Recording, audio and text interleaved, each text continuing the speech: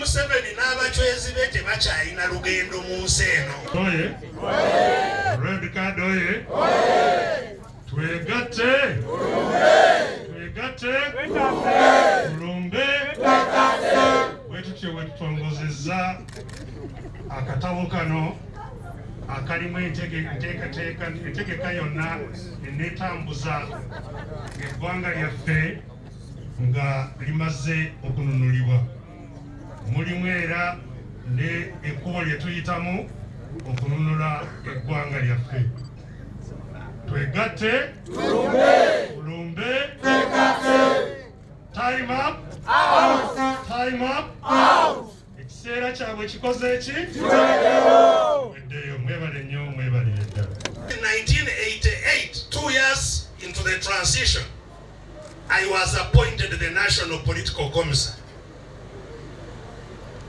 in which responsibility I was supposed to oversee the political processes of the transition.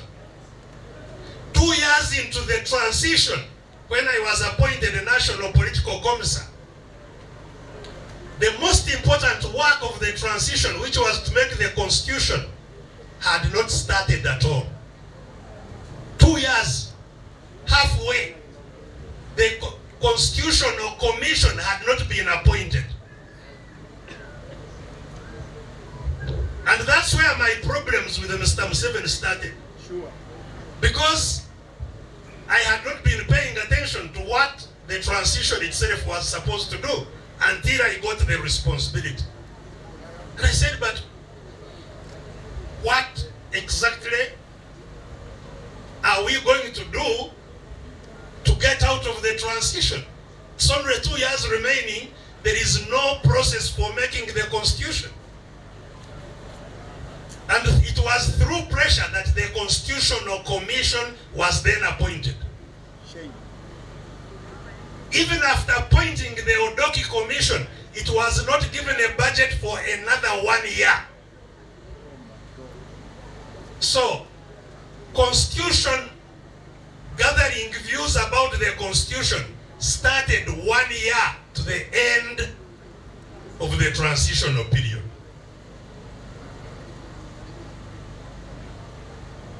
But that would never have been the real reason. Even then, the transition would not have happened. Even if it had taken the 10 years it took, if the transition actually happened, we would not be here today. When Mr. Museveni was saying what Councillor Waribiri said, that today what is happening is not a mere change of the guards, he meant that it was not pushing out the army which was there, the UNLA, and replacing it simply with NRA. That it was actually a fundamental change. And people kept on singing fundamental change without interrogating what exactly that meant. If it was not NRA replacing UNLA, what was it? What was exactly changing? There was no deep interrogation of that. What should have been a fundamental change that still remains elusive is for the people to regain their supremacy and the guns to become subordinate to the people. And that is what has not happened up to today. I went to the Constituent Assembly. And when, on the first day of the assembly, my brother, the late Lieutenant Colonel Sirwanga Rwanga, came and called us and said that they had had a meeting in Chisozi to discuss the Constitution. And they had finished the Constitution. They now wanted to brief us what was to be in the Constitution. And it was true. When I didn't know about the Kisos meeting until Serwanga informed me. But then he told us who was there. The only 23 had certain kisses to make the Uganda constitution. And of course, as I said, that's where my true problems begin, because then we defied. We said, no, we shall not be part of being conscripted into a constitution we have not made. Abasoma Bible, Yesu yasuubiza okukomawo. Kati emyaka giyise 10 meka? 12. Naye yateekawo ne mu Bible mulimu obubonero obulaga ebintu ebiribaawo nga kinaatera okukola ki? Musome obubonero bulungi abatamanyi ebintu ebibigenda. Musome obubonero bulungi kino.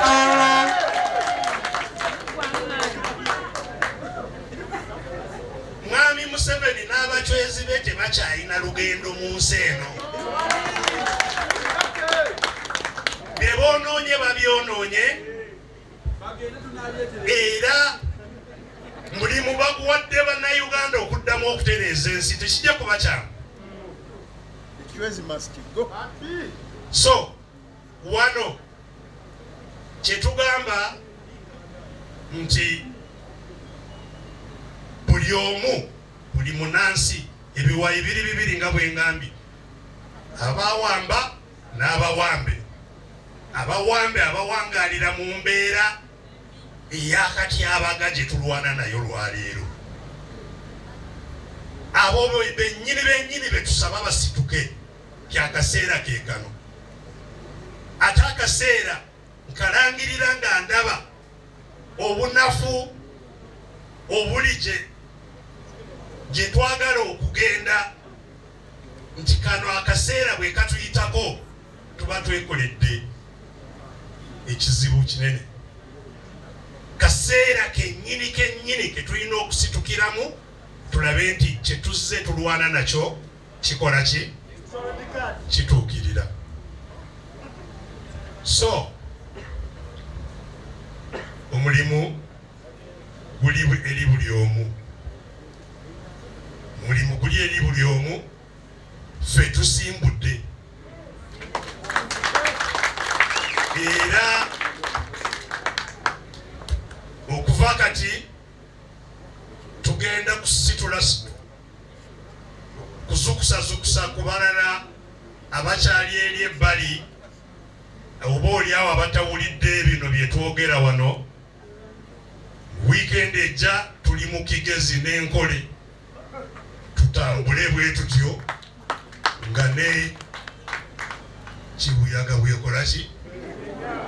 Bwetambula. So buli omu yeetegeke, era nange nziramu okukkaatiriza bannange kye boogeddeko nti tujja kubanga twekola bubi okujja maaso ku kizibu ne tutandika okwerumaaluma naate. Kano si ke kaseera k'ebyo, ffenna tutunuulire ki? Ekizibu we kiri. Bwe tumala kutunuulira ekizibu, ffenna tukole ki? Tukole ki? Tukole ki? Weegatta nga ne kaada eraga. Bwe tumala okutegeera ekizibu tukole ki? Twegatte. Twegatte. Tulumbe. Twegatte. Tulumbe. Ebyo ebigambo bitegeeza programu nga bwetambula. Tusooka kukola ki? Kwegatta. Bwe tumala okwegatta tukole ki? Olumala okulumba tukole ki? Awo transition agenda eryoke ekole ki? Etambule, omuntu adde engulu n'obulamu bwe. So mu mbeera eyo munzikirize bannange abakulembeze bajje twegatte wamu wano, akatabo kano n'ebirowoozo ebikalimu tubikwase eggwanga lyaffe. Front oye! Red card oye! Twegatte! Tulumbe! Bwetutyo bwe tutongozezza akatabo kano akalimu enteekateeka yonna eneetambuza eggwanga lyaffe nga limaze okununulibwa. Mulimu era ne ekkubo lye tuyitamu okununula eggwanga lyaffe. Twegatte, tulumbe, time up, time up, ekiseera kyabwe kikoze eki? Weddeyo, mwebale nnyo, mwebalire ddala. I'll just highlight the main elements of our presentation today. Our presentation, which talks about the transition, must be understood in the context of what you are transiting from and what you are transiting to. Transition means you are leaving one place for another. Where are we coming from and where are we going? How do we get there and what do we do when we get there? That is the main thrust of our work today. And it starts with saying that change in our country can no longer be procured by the means that we have been attempting to procure that change. Regrettably, this has been the situation since independence. The reason we are here today is that transition has failed since independence. So what we are trying to do is a pioneering work. No transition has ever happened in Uganda since Uganda became independent. So what is that transition? The transition is that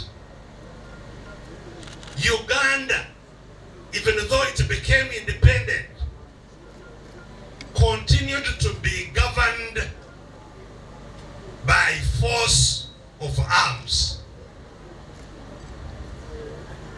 And that history is very clear of how the arms, the force of military, took over power of politics in Uganda.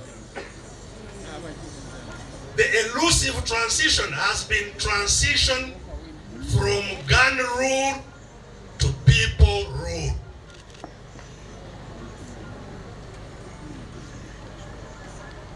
It has been talked about here how that constitution of 1995 was made. That was made as part of an attempt to make a transition from gun rule to people rule.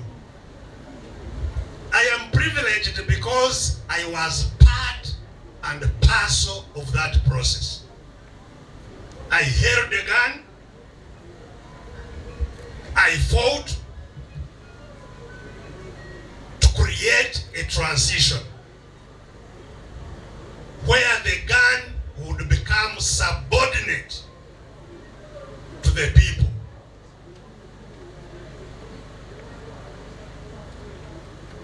And I had the opportunity to see how that transition, intended transition, was sabotaged. And by the way, for the good measure, I must inform you that I believe the war we fought up to 1986 was justified. It was justified because we were still living under terror. It was terror that took us to the bush. I went to the bush emerging out of a prison where many of my inmates, the ones I was with in prison before I escaped, have never been seen up to today. So going to the bush was in our own defense of our rights to live according to the rights that we get from God. That transition of 1986 was very problematic for the reason that we want to cure today. That we did not have a transition agenda. We had a transition intention. It is easy to sabotage an intention than a clear process on which you can be held accountable.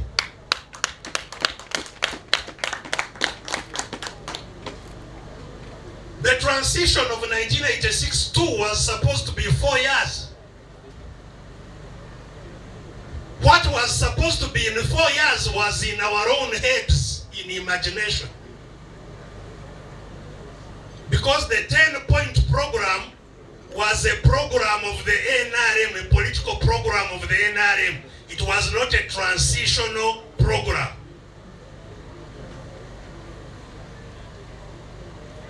And I had a personal challenge because in 1988, 2 years into the transition, I was appointed the National Political Commissar, in which responsibility I was supposed to oversee the political processes of the transition. 2 years into the transition, when I was appointed the National Political Commissar, the most important work of the transition, which was to make the Constitution, had not started at all. 2 years, halfway, the Constitutional Commission had not been appointed. And that's where my problems with Mr. Museveni started. Sure. Because I had not been paying attention to what the transition itself was supposed to do until I got the responsibility. And I said, but what exactly are we going to do to get out of the transition? It's only 2 years remaining. There is no process for making the Constitution. And it was through pressure that the Constitutional Commission was then appointed. Shame. Even after appointing the Odoki Commission, it was not given a budget for another 1 year. So, Constitution, gathering views about the Constitution, started 1 year to the end of the transitional period.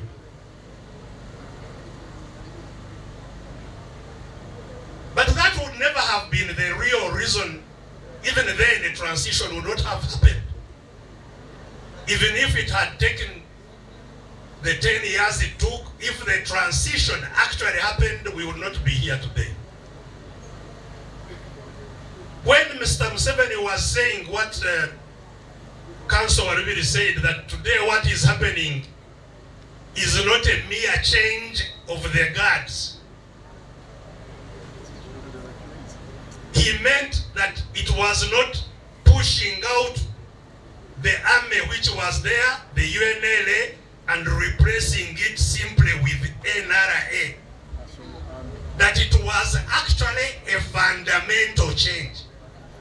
And people kept on singing fundamental change without interrogating what exactly that meant. if it was not NRA replacing UNLA, what was it? What was exactly changing? There was no deep interrogation of that. What should have been a fundamental change that still remains elusive is for the people to regain their supremacy and the guns to become subordinate to the people, and that is what has not happened up to today. The sabotage of that process, which is the latest process of 1986, was largely achieved in the Constituent Assembly. And those of you who may not have read what I wrote in 1999, you can go back and check for that document. That's what I was writing about. The sabotage of the transition right from the Constituent Assembly. Because I went to the Constituent Assembly, and when on the first day of the assembly, my brother, the late Lieutenant Colonel Sirwanga Rwanga, came and called us and said that they had had a meeting in Chisozi to discuss the Constitution, and they had finished the Constitution. They now wanted to brief us what was to be in the Constitution. And it was true. When I didn't know about the Kisozi meeting until Serwanga informed me. But then he told us who was there. The 128 people had sat in the Kisozi to make the Uganda Constitution. And of course, as I said, that's where my true problems begin, because then we defied. We said, no, we shall not be part of being conscripted into a constitution we have not made.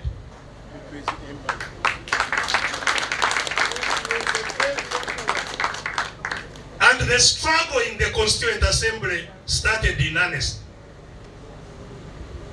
But it was lost in the Constituent Assembly. And that's the manipulations of what happened in the Constituent Assembly were what I tried to write about in 1999. The net effect of it is that indeed the movement, which was supposed to be a transitional process like the front, this front is now a transitional process. On the having of an election, there will never be the front. It ends there. Instead of the transitional NRM treating itself as such and ending with the constitution, enacting a new order and people competing for political power in their parties, the NRM made itself a permanent feature of Uganda. In fact, even in this constitution, it is still there that now there is a movement system and a multi-party political system. Total fraud. There is no such a thing. But that was the sabotage of the latest attempt at having a transition. So the transition we talk about is transition from NRA, which captured power on the 26th of January. But it's not just transition from NRA, because NRA had captured from UNLA, UNLA had captured from UA, UA had captured. It is a transition from military rule, from gun rule to people rule. That is the transition we are fighting.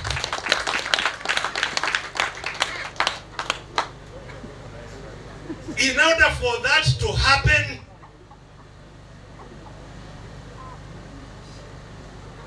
there is a process. It will not happen by voting the gunmen out. It can never happen. At the beginning, some of us thought that Museveni maybe would become shy, considering how many people had died in trying to create a new order, in the belief that we were working for a genuine transition. We thought that maybe at some stage, something would really appeal to him, his conscience would appeal to him, to say, you know, all these people who died, why did they die? Let me just allow these processes to continue, especially since he had solved some of his personal problems.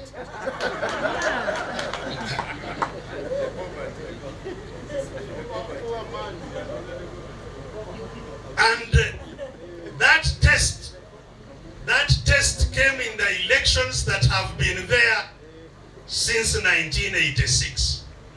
1996, 2001, 2011, 2016, 2021. If anybody up to today still thinks that there will be a day when the Museveni Electoral Commission will announce a different winner, and that then the different winner will parade at Kololo to receive power from Mr. Museveni, you are living in the biggest dream that will never happen in reality. It cannot happen.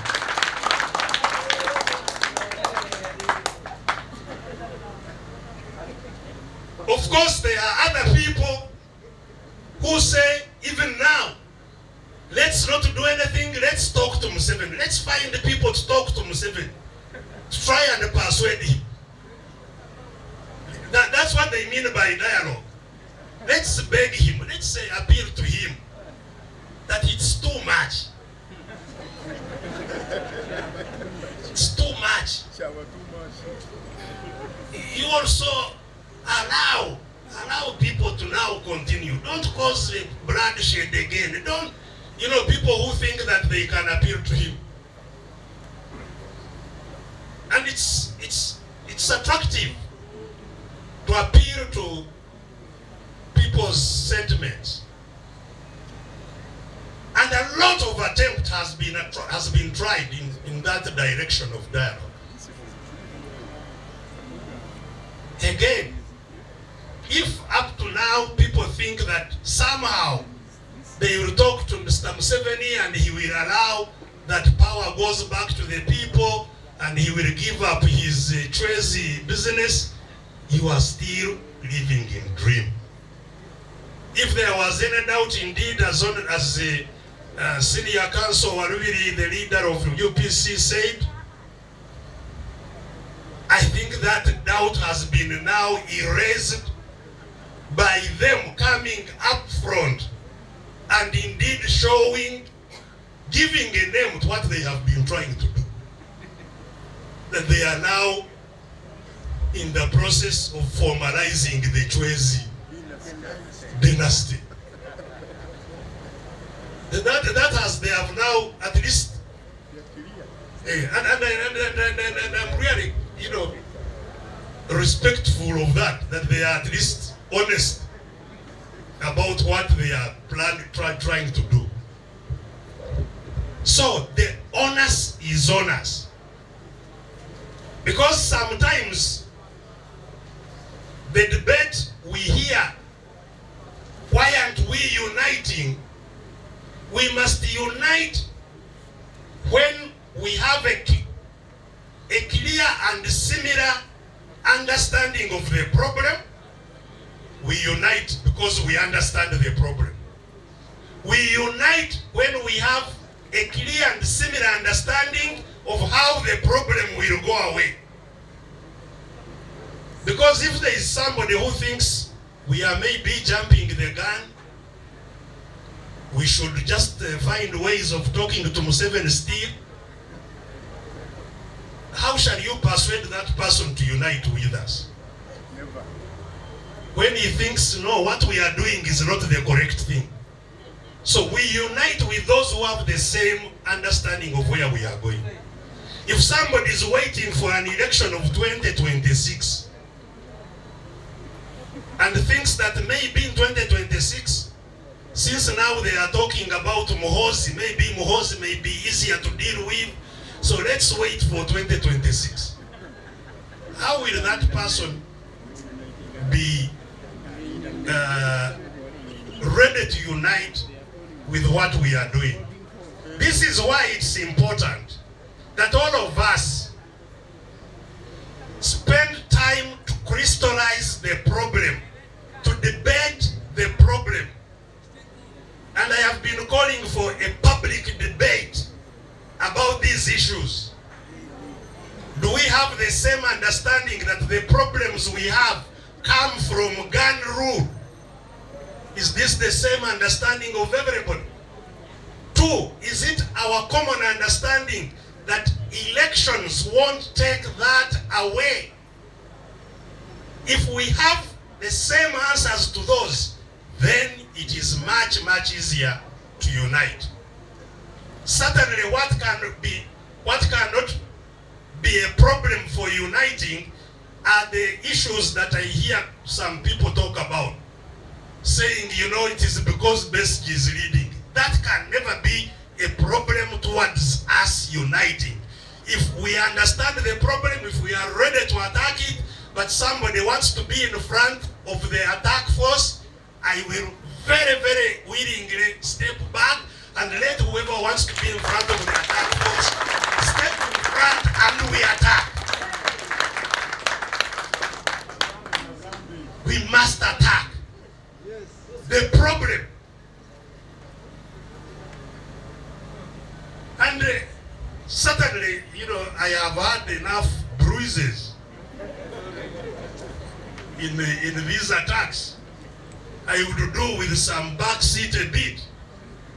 Why would I be anxious to be at the front of this? Because what we are doing in this, as has been explained, is not creating even the next leadership for the transition. No. Some people may think that I'm positioning myself to be the leader of the transition. No.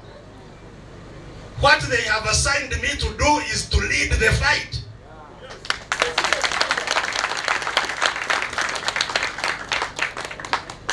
There will be a process to get leaders of the transition.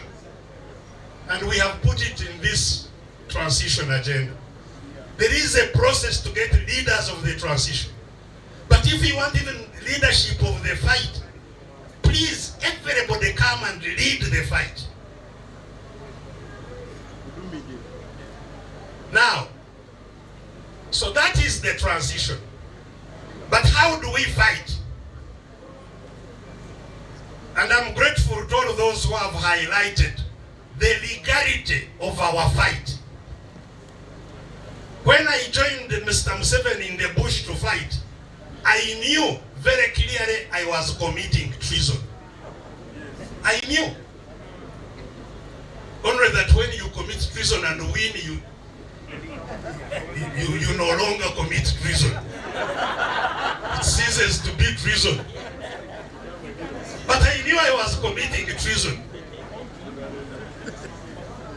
Today, joining this front to fight is not treason. And that's one of the proud moments that I have to have also fought to see that Article 3 is there in this Constitution. It provides for what we are doing today. To resist by all means. The means are not even limited. To resist by all means possible. The title of Article 3 is called Defense. Defense of the Constitution. Defense of the Constitution. That's what every Ugandan must do now. Stand up to defend your Constitution. And it is protected. They say that even when you are charged, while resisting, all of those charges will go away when your resistance has succeeded. It is here. It is part part of the constitution. So we are resisting non-violently to regain the constitutional order where Ugandans are supreme. That's the constitutional order that has been sabotaged. And non-violent resistance has been deliberately chosen as our means. Why? Because violent resistance, like we did with Mr. Museveni, paves the way for permanent resistance.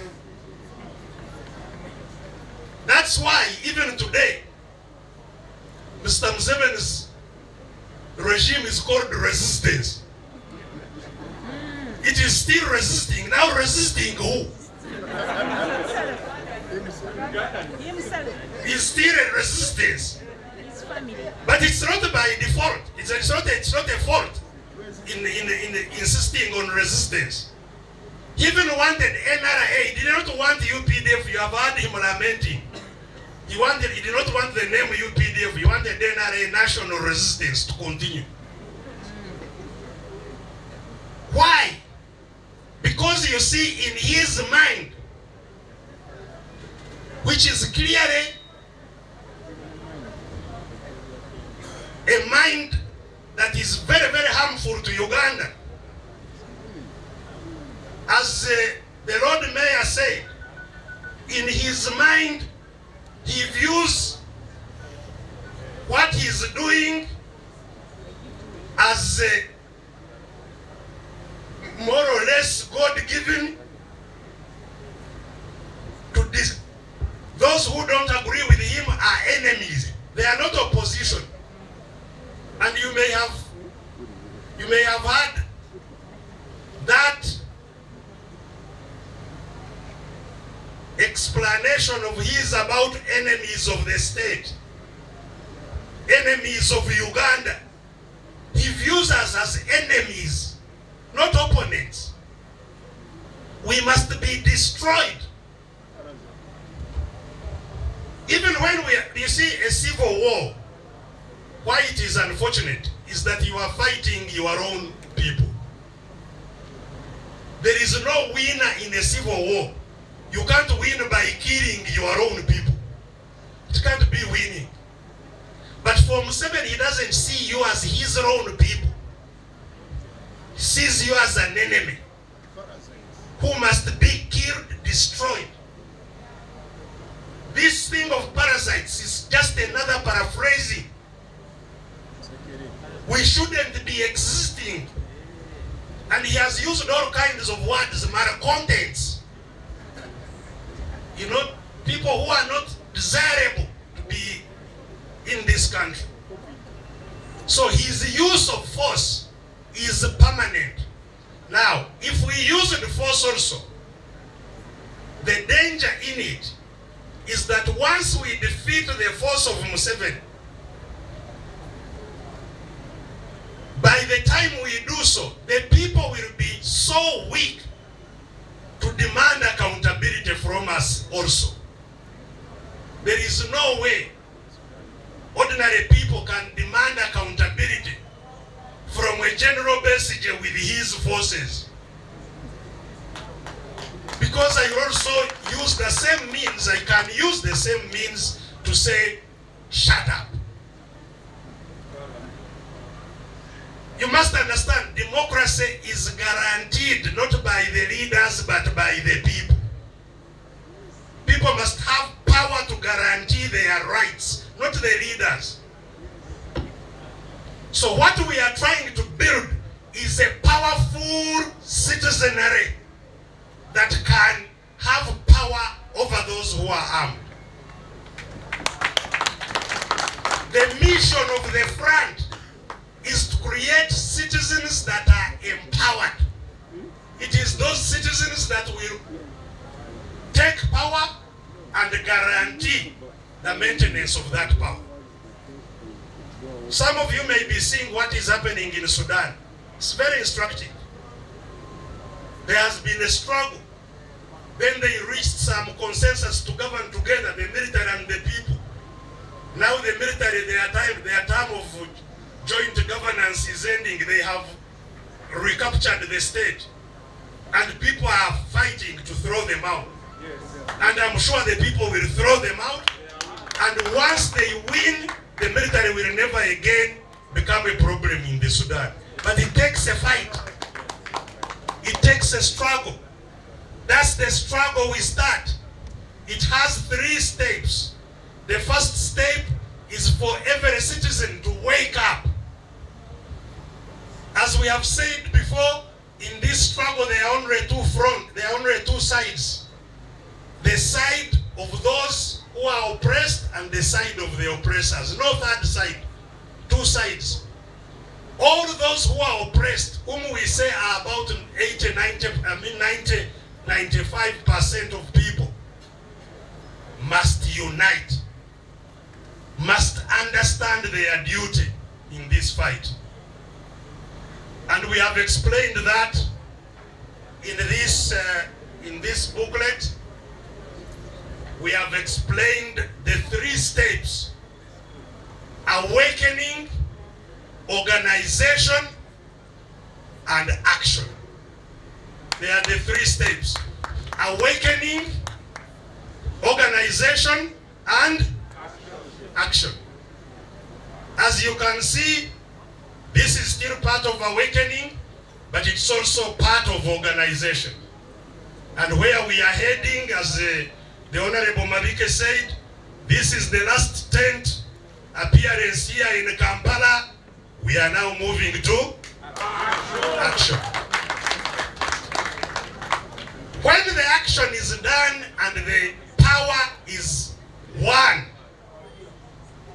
this book provides a timetable of how it will be managed, the power that is won.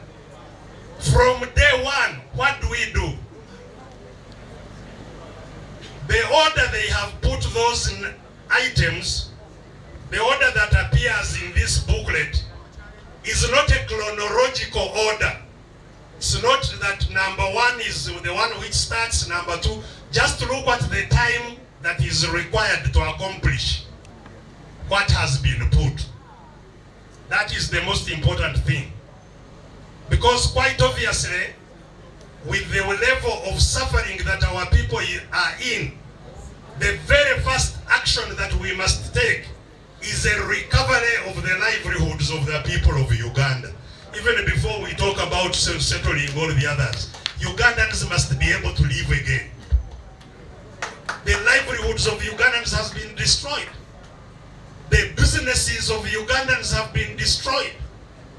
The agricultural enterprises of Ugandans have been destroyed. So we must have a recovery plan, an emergency recovery plan, to make sure everybody gets back to life and is able to move on.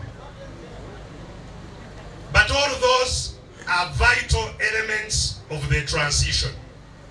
Again, this is for your discussion.